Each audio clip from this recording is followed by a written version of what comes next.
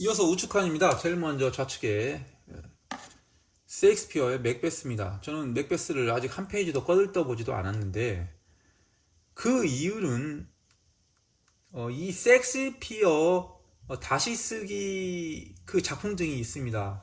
특히나 이 맥베스는 요 네스베, 노르웨이의 유명한 작가죠. 요 네스베가 이 맥베스를 시대적 배경을 현대로 하여 다시 이 원전을 풀었습니다. 요 네스베 특유의 작가적 특성이 반영되어서 원본의 큰 줄거리를 해치지 않는 상태에서 그 작품을 썼는데, 저는 이 맥베스 이 원작을 읽기보다 그 작품을 먼저 읽고 이것을 읽을 예정입니다. 그런데 요 네스버의 작품을 여러 번 읽었는데 그 맥베스는 제가 읽다가 지금 반절 읽다가 중단한 상태입니다. 그 작품을 다 읽고 이 원전을 읽을 생각입니다. 자, 그 옆으로는 이 노먼 메일러의 벌거벗은 자와 죽은 자입니다. 아주 두꺼운 작품이죠. 이 노먼 메일러는 이 퓰리처상을 2번을 수상했었죠. 특히나 이 전쟁과 관련된 소설을 여러 권 집필했습니다. 저는 그 중에서 먼저 벌거벗은 자와 죽은 자를 제일 먼저 읽었는데, 이 책은 2차 세계대전의 이 남태평양 전선의 이야기를 다루고 있습니다. 남태평양 하니까 일본군과 당연히 미군이 떠오르겠죠. 그렇습니다. 그 당시 남태평양 전선은 저 호주 북동부부터 일본 열도까지 이어지는 여러 섬들을 서로 쟁탈하려는 그런 전투였습니다. 섬 하나에서 일본군이 진지를 구축하고 있으면 미군이 상륙하여 그 섬을 수복하고 그 다음에 차츰 계속해서 섬을 연달아 정복해가는 그런 과정인데, 그 중에서 한 섬이 있었는데 역시 일본군이 진지를 구축하고 점령 상태였는데 미군이 그쪽에 상륙합니다. 그리고 나서 이 전투를 펼쳐지는데, 우리가 선뜻 생각하기에는 남태평양 모든 섬의 전투가 매우 치열했을 거라고 생각하지만 사실상 그렇게 큰 전투는 쉽사리 발생하지 않았습니다. 역시 마찬가지로 소설 속에서는 처음에 미군이 상륙하고 오랜 기간 평화 시기가 지속되다가, 그러나 이 주인공 헌데이가 별도로 작전이 파견됩니다. 그리고 그 헌데이는 소수 부대를 이끌고 작전을 펼치는데 그런 이야기가 이 2권에 걸쳐서 쭉 이어지고 있습니다. 이 전쟁소설을 좋아하지 않는다면 이 책은 감히 제가 추천하지 않습니다. 왜냐하면 지루하다고 생각될 것입니다. 그러나 저는 전쟁소설을 좋아하기 때문에 그걸 참아내면서 완독을 했습니다.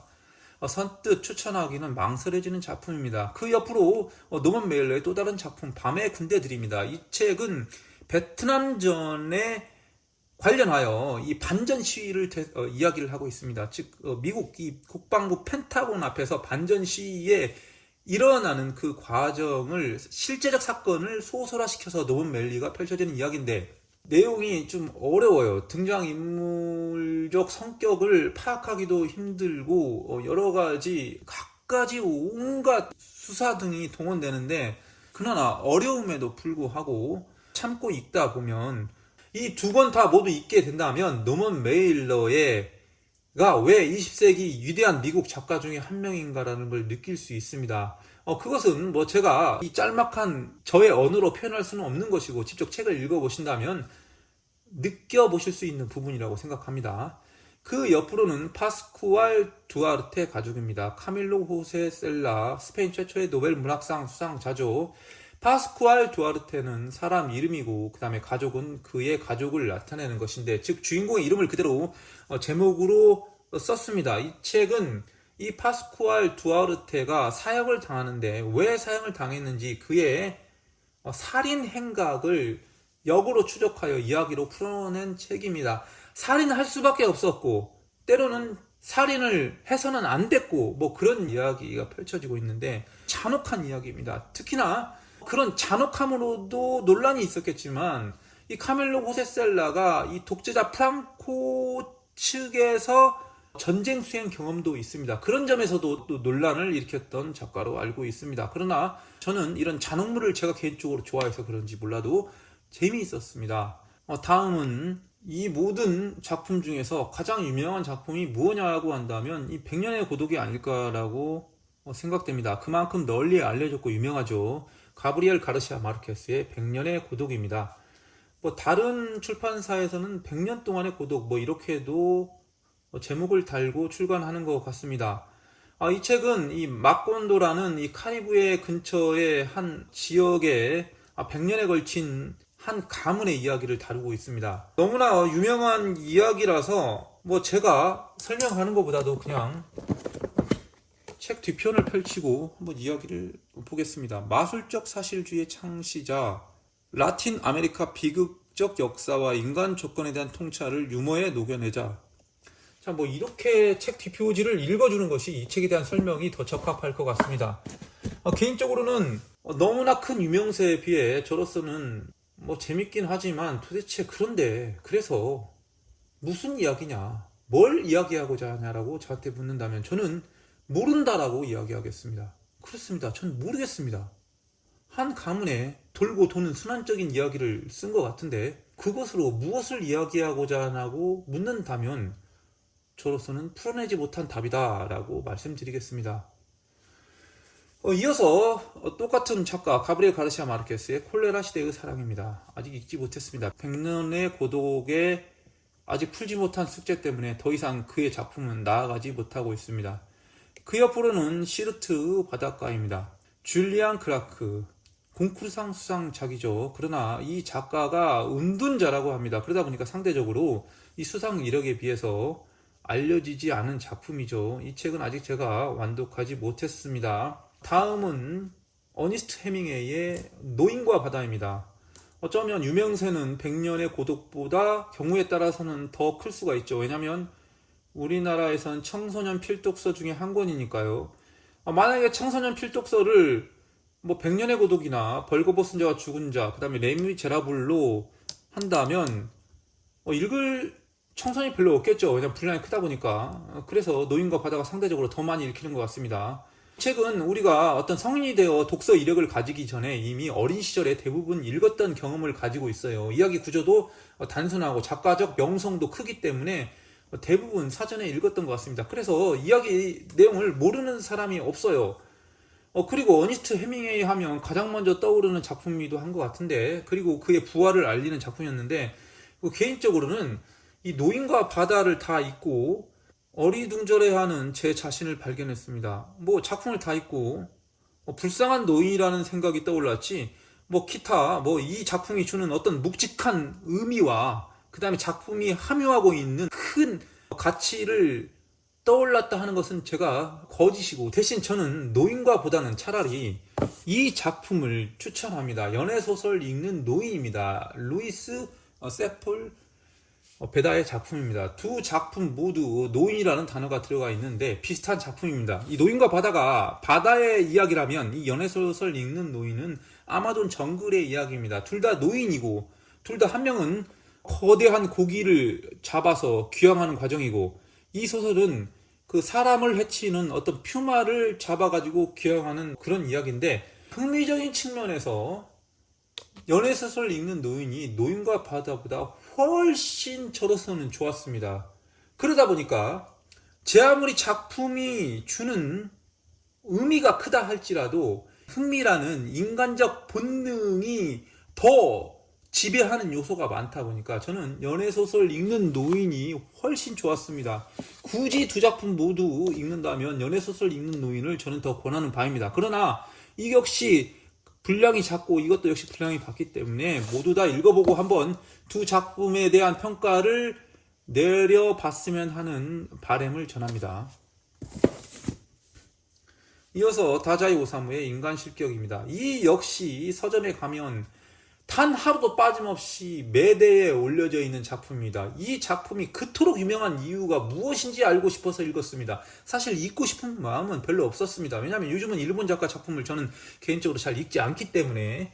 그래서 읽었는데 그 명성, 그 유명세 그대로 초반 3분의 1까지는 아주 좋았습니다. 이래서 이 책을 사람들이 읽는구나 라는 것을 떠올렸는데, 그러나 중반 넘어가고 후반까지 도달하면서 제가 왜 이 책을 읽었을까 후회의 감정이 앞섰습니다. 개인적으로는 뭐 비극적 이야기를 좋아하는데 이런 우울한 이야기는 좋아하지 않습니다. 비극이야 원래 인간이 살면서 당연히 맞닥뜨려야 할 과정이고 우리는 비극을 이겨내기 위해서 사는 것이 인간의 본능 중에 한 요소라 생각되는데 그러나 우울 또한 인간의 본능적 요소라 생각하지만 우울은 결코 겪어보고지 쉽지 않은 감정의 한 상태이기 때문에 안 그래도 때론 우울한 감정이 도질 때 이런 책을 읽는다는 것은 거의 뭐 그렇게 좋은 것은 아니었습니다.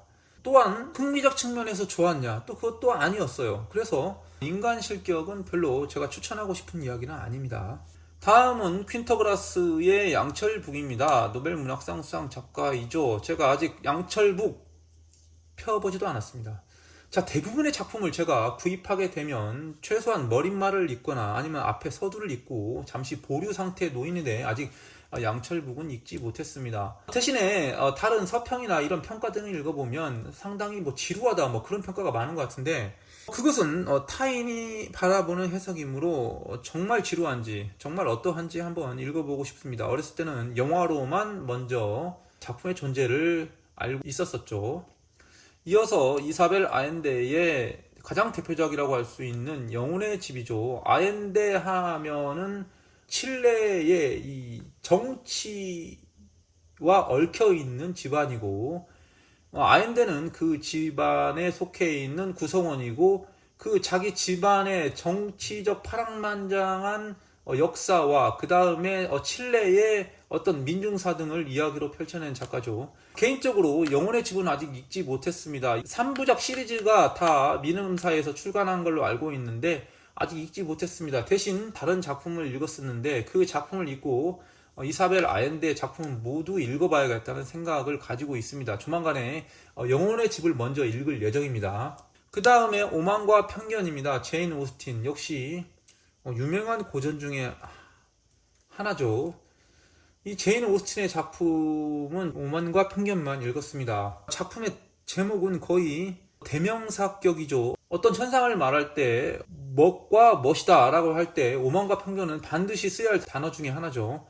이 오만과 편견을 읽고 제가 떠오르는 생각이 있었습니다. 뭐 작품이 주는 가치 어떤 그런 건 잠시 뒤로 할게요. 그거보다는 이 오만과 편견은 영국 상류사회의 이 남녀 간의 사랑이 어떻게 구현되는가를 책을 통해 알 수 있죠. 그러니까 지금부터 한 200년 전에 남녀가 어떻게 사랑하고 어떻게 결혼 과정에 도달하는지를 알 수 있다는 점에서 저한테는 큰 의미가 있었는데 그 중에서도 특히 인상 깊었던 것은 이들이 사랑이라고 이야기를 합니다. 즉 남녀가 당연히 만났으니까 사랑의 감정이 들고 어떤 사랑의 행위를 하게 되는 것이죠. 그런데 현대사회에는 누군가를 사랑합니까? 라고 묻는다면 아직 그 사람에 대해서 잘 모르겠습니다. 좀 더 만나봐야 할 것 같아요. 라고 하면서 이 사랑의 감정을 보류 상태로 생각하는데 그러나 이 오만과 편견에서는 만나자마자 사랑의 감정을 느꼈습니다. 아니면 며칠 만에 사랑하게 되었습니다. 뭐 이런 문구 등이 계속 나옵니다. 그래서 생각을 해봤죠. 과연 사랑이라는 것은 현대사회처럼 더 알아보고 사랑하게 되었습니까가 맞는 건지 아니면 사랑은 본디 이 본성 중에 하나이니까 만나자마자 사랑하게 되었습니다 가 맞는지 생각하게 되었는데 저는 만나자마자 사랑하게 되었습니다가 더 맞지 않나 라는 생각을 하게 되었습니다. 왜냐하면 200년 전에 느끼는 인간의 감정을 이곳에 표현한 것이 더 솔직한 감정 표현이 아니었나 뭐 그런 생각을 해보게 되면서 사랑은 순식간에 나타나는 것이다 라는 것을 이 책을 통해 느꼈습니다. 이어서 미셸 트루니에의 마왕입니다. 콩쿠르상 수상작이고 이 미셸 트루니에는 이 콩쿠르상 의원이죠. 그러니까 콩쿠르상 수상을 하는데 영향을 미치는 종신 의원이죠. 자, 마왕은 전쟁 소설입니다. 자, 2차 세계대전에서 이 나치의 소년 병사를 모집을 합니다. 초기에는 나치가 서부전선 무찌르고 동부전선에서 잘 나갔지만 결국은 소련에 의해서 붉은 군대에서 밀리다 보니까 병력이 모자라니까 이 소년 병사까지 징집을 하게 되는데 그 소년 병사를 징집하고 그 다음에 포로를 어떻게 다루는지 그에 대한 이야기를 독일 고전 튜턴족 신화와 엮어서 이야기를 하고 있습니다.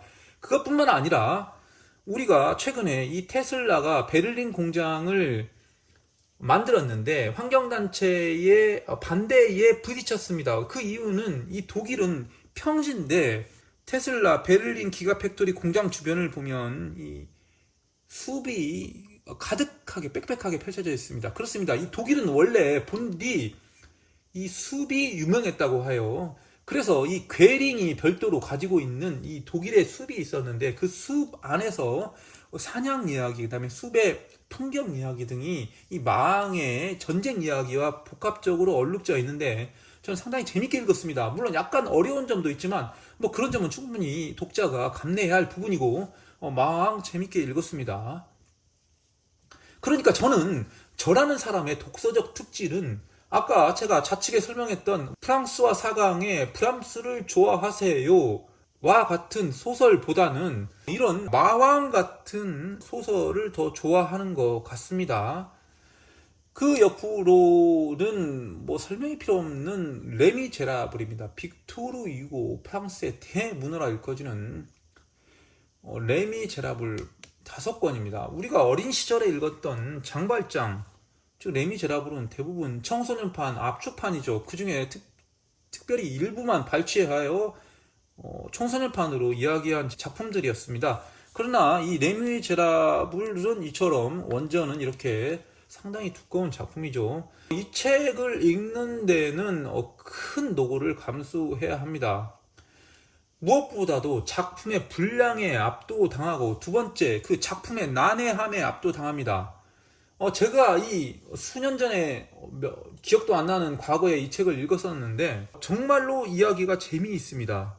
익히 알고 있는 이야기임에도 불구하고 재미있는 이유는 우리는 레미제라블을 일부만 알고 있었기 때문에 전체의 내용을 전혀 모르고 있었던 거예요. 대부분의 이야기는 어떤 뭐 빵을 훔치고 뭐 그런 이야기에 국한되다 보니까 작품의 진짜 이야기는 몰랐기 때문에 그 알려지지 않은 이야기를 읽어가는데 너무나 작품의 내용이 재밌었습니다.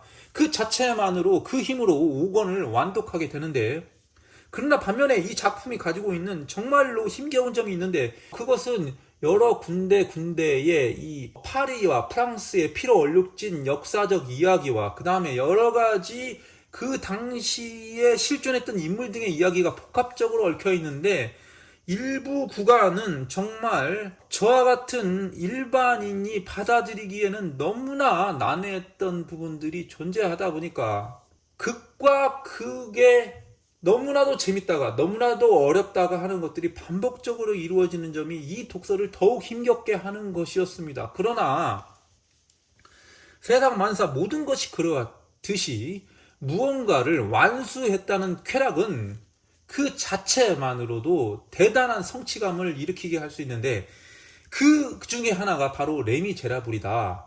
우리가 두꺼운 책을 읽었을 때 작품에 대한 가치가 주는 것을 느끼게 했다는 것도 있지만 완독한 그 성취감은 마치 산을 오르는 성취감과 같이 거대하지 않습니까? 이를테면 제가 오래 읽었던 고요한 동감 같은 그런 대작 등을 성취감으로 느낄 수 있는데 레미제라블 또한 대작의 성취감을 충분히 만끽할 수 있는 작품입니다. 그 옆으로는 과타바 야스나리의 설국입니다. 역시 읽지 못했습니다. 이상하게 일본 작품은 선뜻 손이 가지 않습니다. 그래서 통과할게요. 다음은 안톤 체흐ով의 단편선입니다. 체흐ov 단편선은 단편답게 제가 읽고 있는 와중이고 일부만 읽었습니다. 단편 작가 중에 가장 유명한 작가 중에 한 분이죠.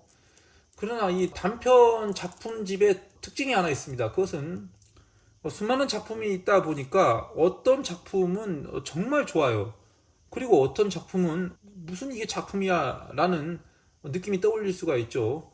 역시 마찬가지로 이 책 어떤 작품은 아니 이게 뭐 꼭 이야기로 쓰여져야 할 이야기인가 라는 느낌도 들고 어떤 작품은 짧지만 강력한 느낌을 주는 그런 작품도 있습니다. 뭐 그런 것이 단편집의 매력이라고 한다면 뭐 받아들이겠습니다만은 단편집은 언제나 그렇기 때문에 선뜻 읽기에 망설여지는 뭐 그런 특징이 있습니다. 그리고 논란이 많았던 노벨문학상 작가 핀터 한테케의 페널티킥 앞에 선 골키퍼의 불안입니다. 제가 이 책은 읽지 못했습니다. 그러나 이 민음사 세계문학 전집 중에 여러 피터 한트케 작품이 있는데 또 대표적으로 한 게 관객모독이라는 작품이 있죠. 관객모독은 여기 없어요. 제가 왜냐하면 도서관에서 빌리고 다 읽고 반납을 했었어요. 피터 한트케의 작품은 난해하기로 유명하죠. 제가 관객모독을 읽고 떠오르는 생각은 아무 생각이 들지 않았습니다. 내가 뭘 읽었지?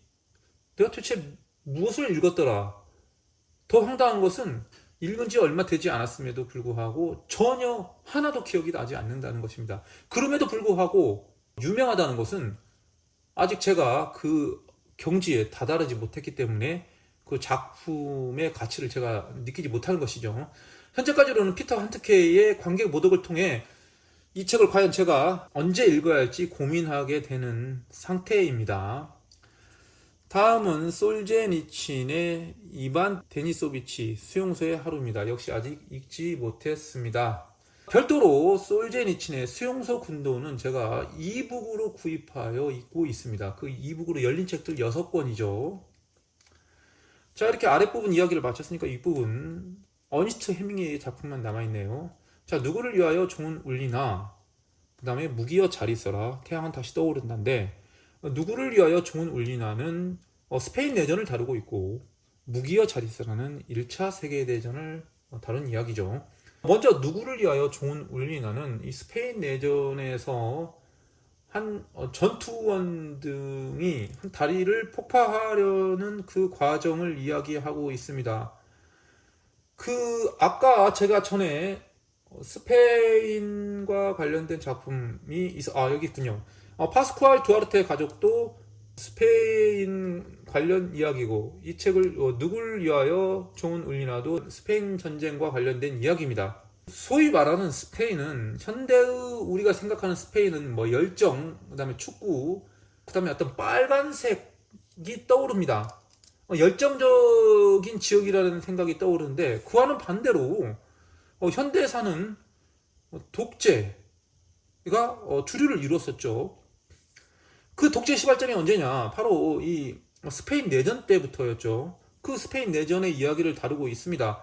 그런데 스페인 내전은 이처럼 여러 이야기가 나오는 이유가 두 개의 파로 나누어서 전쟁을 펼쳐졌지만, 사실은 알고 보면 각자의 진영에서도 수십 개의 분파가 존재합니다. 그러니까 뭐 이념 갈등, 노선 갈등, 경제적 갈등, 그 다음에 왕족과 공화제에 대한 갈등, 뭐 이런 갈등이 복잡하게 얽혀있다 보니까 이야기를 많이 만들어낼 수가 있어요. 그렇다 보니까 이야기가 다채로워요. 왜냐하면 각 등장인물이 나는 어떤 점을 지지하고 나는 어떤 점을 지지하고, 그리고 또 등장인물 자체가 신분도 다양합니다. 뭐 농부, 그 다음에 전직 군인, 정치인, 그 다음에 무엇보다도 스페인 내전의 특징이 외부 사람이 등장합니다. 즉 용병으로 참전한 사람 등이 많이 등장해요. 그러다 보니까 서로 갈등 구조도 복잡해지고 이야기도 복잡해지고, 그런 점에서 스페인 내전을 다루는 책은 재밌는 것 같습니다. 그런 점에서 파스쿠알 두아르테도 재밌었고, 누구를 위하여 종은 울리나도 재밌었습니다.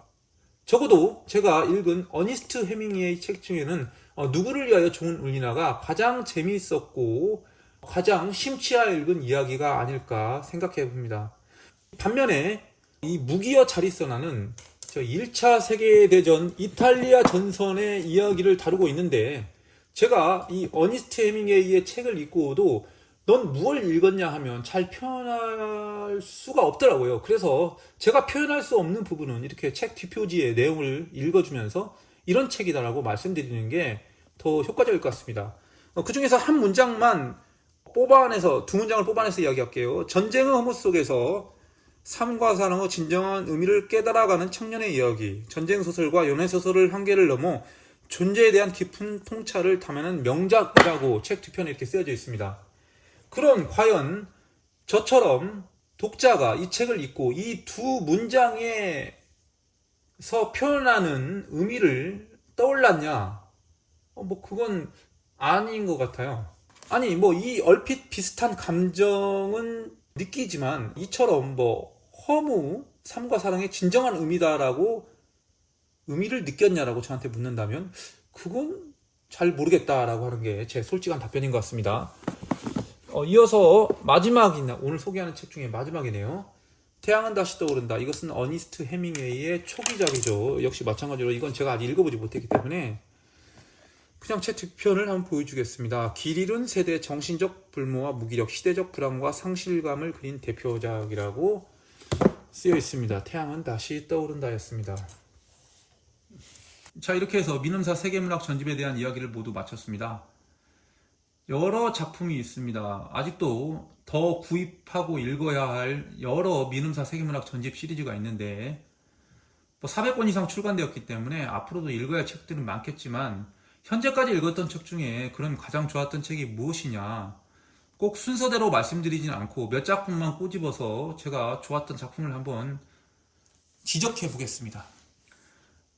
아이리스 머독의 바다의 바다여가 좋았고, 그 다음에 나는 고백한다, 자오메 카브레의 작품이죠. 그 다음에 우리 동네 아이들, 나지브 마우푸지의 작품이고, 눈먼 암살자. 그 다음에 특별히 좋았던 작품을 이야기해야 되니까 카타리나 볼륨의 잃어버린 명예, 하인리 벨의 작품이죠.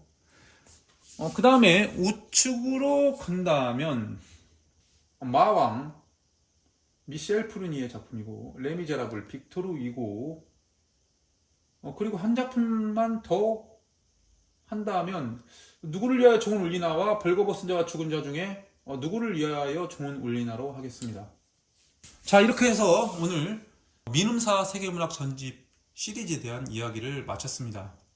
더 많은 작품을 구입하고 더 많은 작품을 읽게 될 훗날 다시 민음사 세계문학 전집에 대해서 이야기해 보겠습니다. 감사합니다. 먼 길을 돌아서였습니다.